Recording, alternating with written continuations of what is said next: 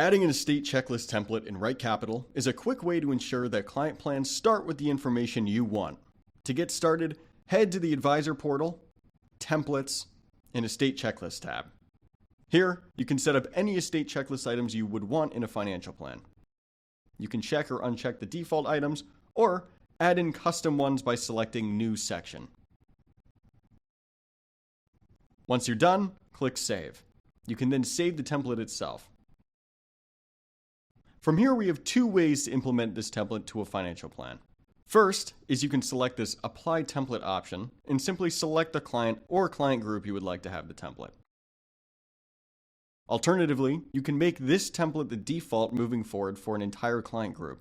To set that up, head to the three dots here, also known as the More menu, select Client Settings and Client Groups. Here, you can find the client group you would like to apply the template to and then select Edit. In this drawer, you can select which default templates the client should have access to. Switch the estate template here, and then press Save.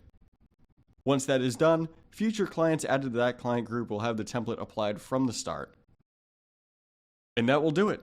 Once the template is applied, you can check a client plan by opening it up and then heading to the Estate Checklist section.